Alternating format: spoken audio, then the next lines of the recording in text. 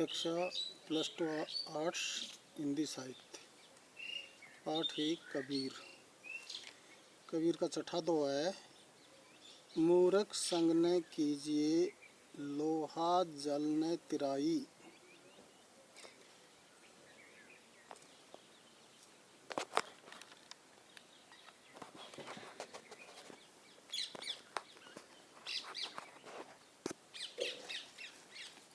कदली सीप भुजंग मुख एक बूंद तिहु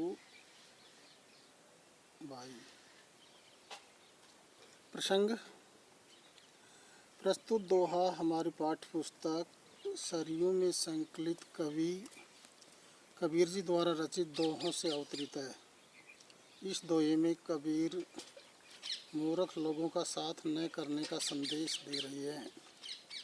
संगति के प्रभाव को टाला नहीं जा सकता, अतः अज्ञानी लोगों से दूर ही रहने में हमारी भलाई है।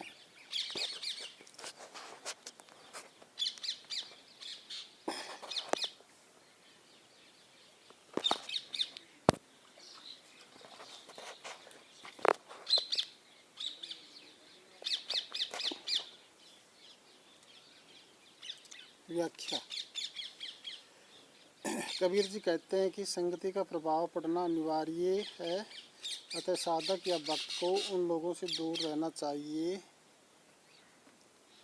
जो मूर्खतावश मानव जीवन को सांसारिक सुख भोगों में नष्ट कर रहे हैं। जैसे लोहा कभी जल पर तैर नहीं सकता,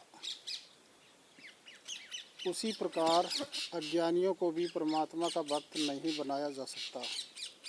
संगति का फल स्वाति नक्षत्र की बूंद से प्रमाणित तो होता है।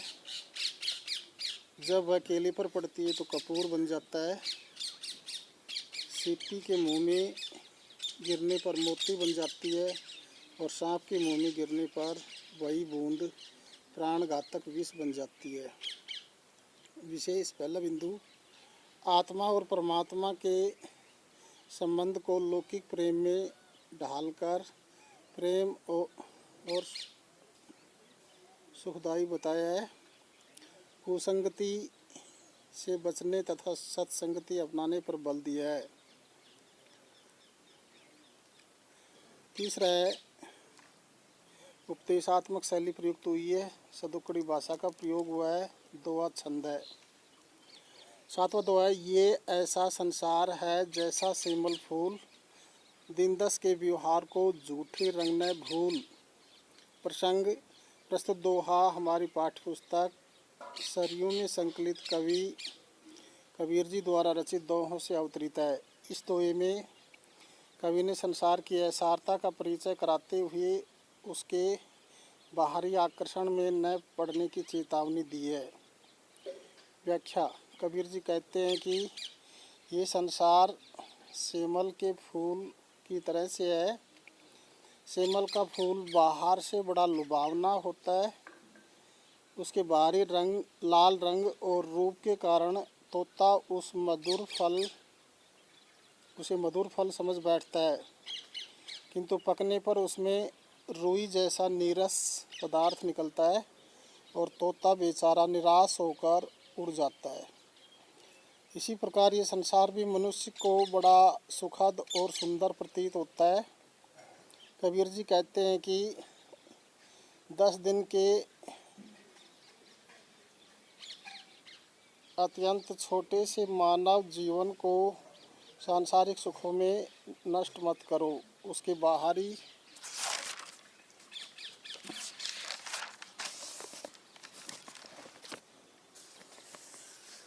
रंग रूप के धोखे में पड़कर इस दुर्लभ मानव जीवन को व्यर्थ मत करो। इसे भगवान का स्मरण करने में लगाओ। विशेष पहला बिंदु, सांसारिक सुखों के ब्रह्म बताकर ईश्वर की आराधना करने का संदेश दिया है। दूसरा, उपमा अलंकार तथा अनुप्रास अलंकार प्रयुक्त हुए हैं। तीसरा है, दोहा छंद प्रयुक्त हुआ है। चौथा है सदुक्कड़ी भाषा का प्रयोग हुआ है। पांचवा उपदेशात्मक शैली प्रयुक्त हुई है।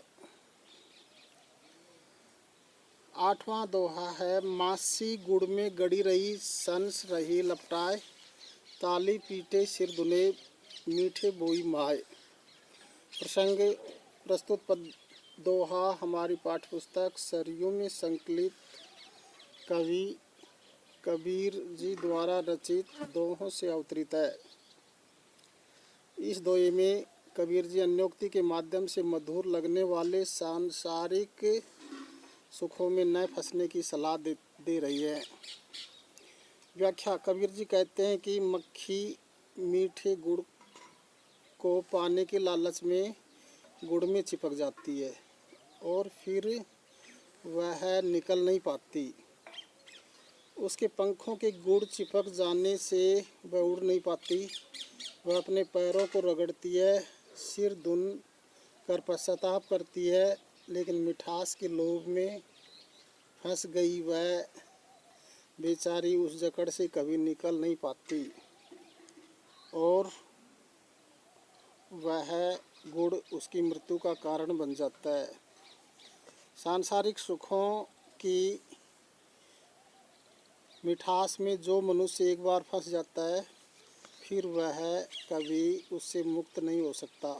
अतः कबीर जी मनुष्य को सावधान कर रहे हैं कि वह ईश्वर से प्रेम करे, उसका स्मरण करे और अपने कल्याण का मार्ग प्रशस्त करे। विशेष पहला, सांसारिक सुखों को भ्रम बताते हुए ईश्वरीय आराधना पर जोर दिया है। शैली आलंकारिक तथा उपदेशात्मक प्रयुक्त हुई है। तीसरा है सदुक्कड़ी भाषा का प्रयोग हुआ है। चौथा है दोहा छंद प्रयुक्त हुआ है। पांचवा अनुप्रास अलंकार प्रयुक्त हुआ है। उम्र के लिए प्रश्न, 10 दिन का व्यवहार किसे बताया गया है? दूसरा प्रश्न, ताली पीटे सिर धुने ये किसके लिए कहा गया है? तीसरा है कबीर ने संसार की तुलना सेमल के फूल से क्यों की है? चौथा है संतो भाई आई ज्ञान की आंधी रे में कौन सा अलंकार प्रयुक्त हुआ है? कौन से नक्षत्र की बूंदें अलग अलग प्रभाव पैदा करती है?